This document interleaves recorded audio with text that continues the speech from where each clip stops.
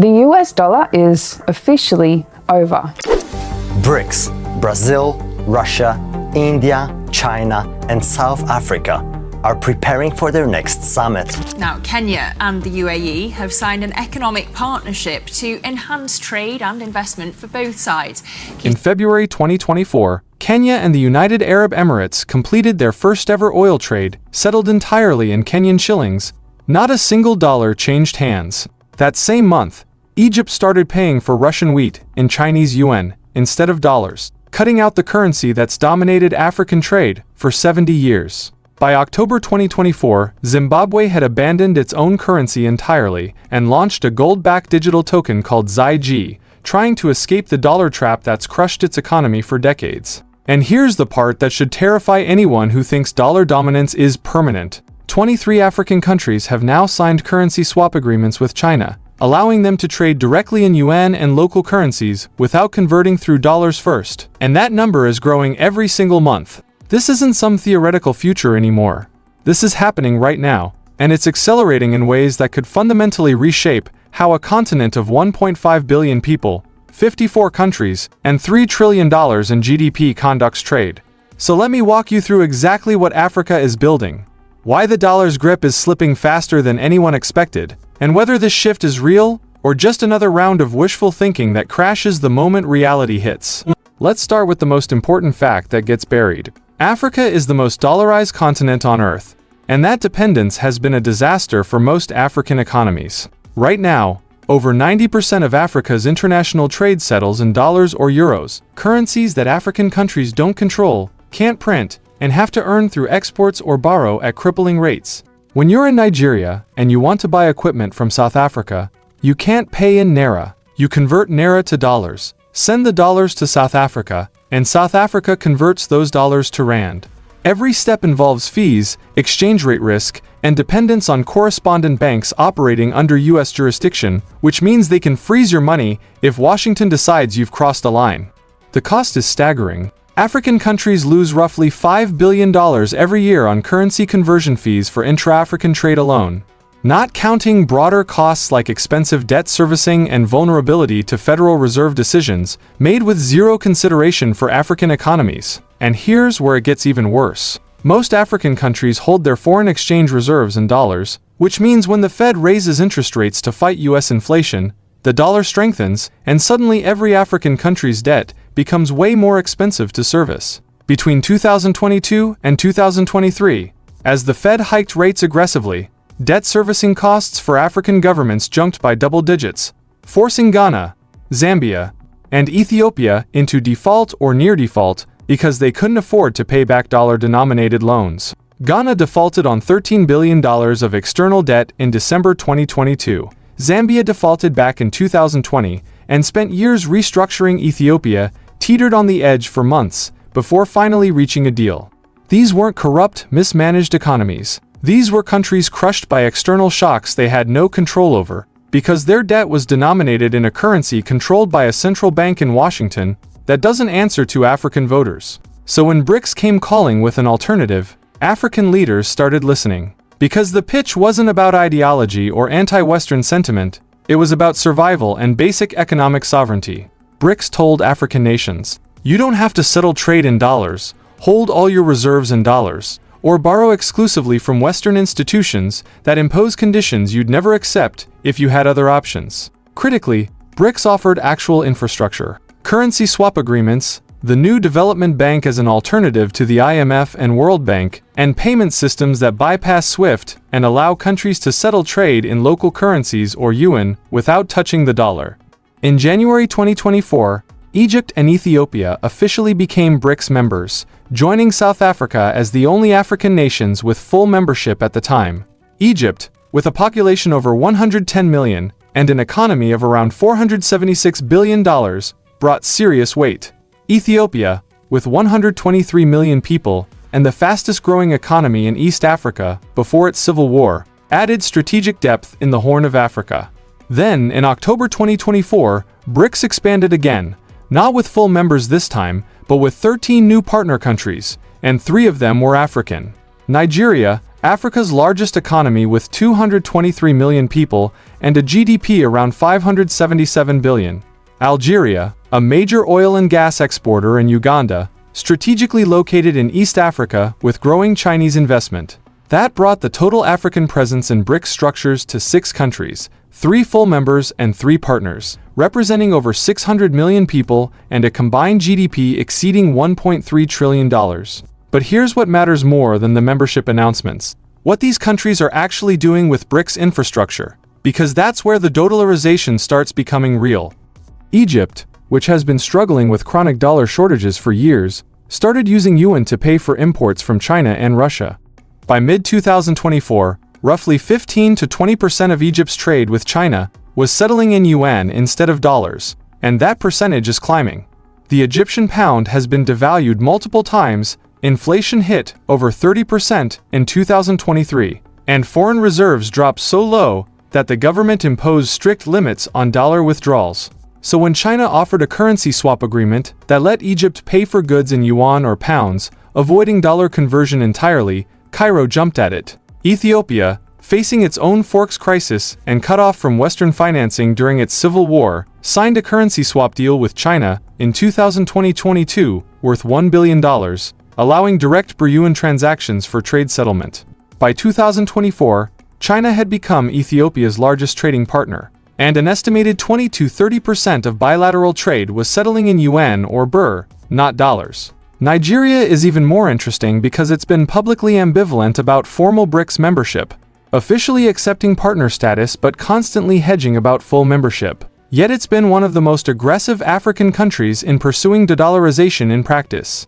In 2023, Nigeria's central bank launched the e-Naira, a central bank digital currency designed to facilitate cross-border trade without dollars. Adoption has been slow domestically, but the infrastructure is being positioned for regional and international settlement, especially with China. Nigeria also signed a currency swap agreement with China worth 15 billion yuan, or about $2.3 billion, allowing direct Naira-yuan trade without dollar conversion. And in 2024, the Nigerian National Petroleum Corporation completed several oil sales to India paid in rupees instead of dollars, testing a model that could scale up significantly if it proves cheaper than dollar-based settlements. These aren't tiny symbolic gestures. Nigeria is Africa's largest oil exporter, and if even 10 or 20% of its oil exports start settling in yuan, rupees, or Naira-based arrangements, that's billions of dollars per year in reduced dollar demand. Alright, let's talk about what's actually being built at the continental level, because this is where African de-dollarization becomes more than just bilateral deals between individual countries and China. It becomes a structural shift that could permanently reduce dollar dependence. The African Continental Free Trade Area, or AFCFTA, launched in 2021 with the goal of creating a single market for goods and services across 54 countries. And one of its core objectives is facilitating intra-African trade in local currencies instead of using the dollar as an intermediary. Right now, African countries trade more with Europe and China than they do with each other. Only about 15 to 18% of Africa's trade is intracontinental, compared to over 60% in Europe and 50% in Asia. And a big reason is the cost and complexity of currency conversion. If you're Ghana trying to buy goods from Kenya, you convert cedis to dollars, pay conversion fees and spreads, send dollars to Kenya, and Kenya converts dollars to shillings. The entire process is expensive, slow, and dependent on correspondent banking relationships that can be frozen if the US decides to sanction anyone in the chain. The Pan-African Payment and Settlement System, or PAPS, was launched in 2022 specifically to solve this problem. It's a centralized payment infrastructure that allows African central banks, commercial banks, and payment service providers to settle cross-border transactions in local currencies instantly, without converting through dollars or euros. Okay, so here's how it actually works. If a Nigerian company wants to pay a Kenyan supplier, the payment goes through PAPS, which calculates the Naira to shilling exchange rate, debits the Nigerian bank in Naira, credits the Kenyan bank in shillings, and settles the net positions between central banks at the end of the day, using a shared liquidity pool. No dollars involved, no SWIFT messaging, no correspondent banking fees. By the end of 2024, PAPS had connected central banks and financial institutions across multiple African countries and processed hundreds of millions of dollars in transactions. Still a tiny fraction of total African trade, but growing rapidly as more countries integrate the system into their banking infrastructure. And then there's the BRICS-specific infrastructure that African members and partners can now access. The new development bank, headquartered in Shanghai, and formerly led by former Brazilian President Dilma Rousseff, has approved over $30 billion in loans since its founding in 2015, and unlike the IMF or World Bank, the NDB doesn't impose structural adjustment programs, austerity measures, or governance conditions that African governments find humiliating. Egypt and Ethiopia, as full BRICS members, now have access to NDB financing for infrastructure projects, and critically, those loans can be denominated in local currencies or yuan instead of dollars, which reduces currency risk and insulates borrowers from Fed interest rate hikes. In 2024, the NDB approved a $500 million loan to Egypt for renewable energy projects and a $300 million loan to South Africa for water infrastructure. These might seem small compared to World Bank lending, but the terms are more favorable, the conditions are less intrusive, and the precedent matters. But the real game changer is mBridge, the blockchain-based payment platform that allows central banks to settle cross-border transactions using central bank digital currencies, completely bypassing SWIFT and dollar conversion. Developed originally by the bank for international settlements in partnership with central banks from China, Thailand, Hong Kong, and the UAE, mBridge went operational in 2024 after the BIS handed over control to the participating central banks. In June 2024, Saudi Arabia joined mBridge, which was seen as seismic because the Saudis are the linchpin of the petrodollar system. And if they're exploring non-dollar oil settlements, that's a signal to every other resource exporter that alternatives are becoming viable. For African oil exporters like Nigeria, Angola, and Algeria, mBridge offers a way to sell oil to China or India and receive payment instantly in yuan or digital dirhams, without converting through dollars, without SWIFT messaging, and without exposure to US sanctions. As of early 2025, no African country has officially joined mBridge, but multiple central banks, including Egypt's and South Africa's, have reportedly been in discussions with mBridge operators about integrating into the platform. Now here's where the rubber actually meets the road. Is any of this reducing dollar usage in Africa, or is it all just infrastructure that nobody uses because the dollar is still more convenient, more liquid, and more trusted? The honest answer is that it's early, the shift is gradual, but the direction is clear. China-Africa trade hit $282 billion in 2023. And estimates suggest that somewhere between 15 and 25% of that trade is now settling in yuan or local currencies instead of dollars, up from under 5% in 2018. That's $40 to $70 billion per year in trade that used to require dollar conversion and now doesn't. If that percentage grows to 30 or 40% over the next 5 years, which seems plausible given the infrastructure being built, we're talking about $100 billion or more in annual trade, bypassing the dollar entirely. And that's just Africa-China trade, not counting intra-African trade through PAPS or Africa-India, Africa-Russia, or Africa-Middle East trade that's also starting to shift toward local currency settlements. Kenya's oil deal with the UAE, settled in shillings, is a perfect example of how this plays out in practice. Historically, Kenya had to use scarce dollar reserves to buy oil, which put pressure on the shilling, drove up inflation, and made the central bank's job nearly impossible. By settling in shillings, Kenya keeps its dollar reserves intact, reduces pressure on the exchange rate, and avoids the cost of currency conversion. And the UAE, which is also a BRICS partner and increasingly aligned with non-Western financial systems, is happy to accept shillings because it can use them to buy Kenyan goods or convert them through mBridge or bilateral arrangements without needing dollars as an intermediary. It's a win-win that only works because the infrastructure to settle non-dollar trades now exists in ways it didn't 5 years ago. Zimbabwe's gold-backed digital currency, ZiG, which launched in April 2024, is another signal of how desperate some African countries are to escape dollar dependence, even if the execution is messy. Zimbabwe's currency has collapsed multiple times due to hyperinflation, corruption, and mismanagement, and by 2024, over 80% of transactions in Zimbabwe were happening in US dollars, effectively dollarizing the economy by default. The government, unable to print dollars and unwilling to accept permanent dollarization, launched ZiG as a digital token backed by gold reserves and a basket of foreign currencies, hoping it would restore trust in a local currency. Early results have been mixed. Adoption is slow, inflation remains high, and trust in government-issued currency is near zero. But the attempt itself shows how even countries in extreme crisis are looking for alternatives to dollar dependence, and they're willing to experiment with gold backing, digital currencies, and anything else that might work.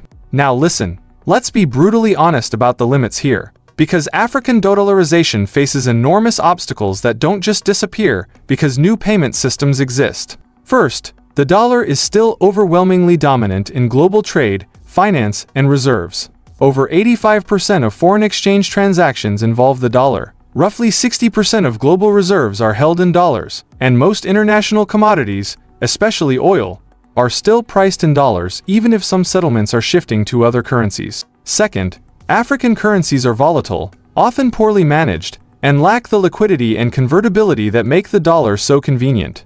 If you're a Nigerian exporter getting paid in Kenyan shillings through PAPs, what are you supposed to do with those shillings if you need to buy equipment from Germany or pay dollar-denominated debt? You still end up converting to dollars or euros, which means the dollar hasn't been eliminated, it's just been deferred by one step. Third, many of the alternatives being offered, especially yuan-based systems, just replace dollar dependence with yuan dependence, which might be better in some ways. China doesn't weaponize its currency through sanctions the way the US does, but it still leaves African countries dependent on an external power they don't control. And fourth, there's a huge gap between signing agreements and actually using them. African governments have signed hundreds of trade deals, infrastructure agreements, and economic partnerships over the years that never get implemented because of bureaucracy, corruption, or lack of political will. The same risk applies here. Just because Kenya and the UAE completed one oil trade in shillings doesn't mean the next 10 trades will follow the same model. And just because PAPS exists doesn't mean African banks will use it if dollar-based systems are still easier, more familiar, and backed by decades of institutional inertia. But here's the thing that makes this moment different from every past attempt at African monetary independence. The infrastructure is real, the investments are massive, and the geopolitical tailwinds are stronger than they've ever been. China has poured over $1 trillion into African infrastructure since 2000 through the Belt and Road Initiative, and much of that investment is designed to facilitate non-dollar trade. Ports, railways, digital payment systems, telecommunications networks that make yuan-based commerce easier. BRICS now represents over 40% of the world's population and around 30% of global GDP at purchasing power parity, giving African countries access to a trading bloc that rivals the West in economic weight, if not in financial infrastructure. And most importantly, the United States itself is accelerating de-dollarization by weaponizing the dollar through sanctions, tariffs, and threats that make holding dollars feel riskier than it used to. When Trump threatened BRICS countries with 100% tariffs in December 2024 for even discussing a dollar alternative, he didn't deter them, he proved their point. African countries watching that threat thought, if the US will use tariffs to punish countries for exploring alternatives, then depending entirely on the dollar is a strategic vulnerability we need to reduce. Every sanction, every frozen asset, every financial restriction imposed on Russia, Iran, or any other country sends the same message. The dollar system is weaponized, and unless you want to be at the mercy of Washington's foreign policy decisions forever, you need alternatives. That perception is what's driving African de-dollarization more than anything BRICS is actually offering, because the fear of being cut off from the dollar system is now greater than the inconvenience of using less liquid, less established alternatives.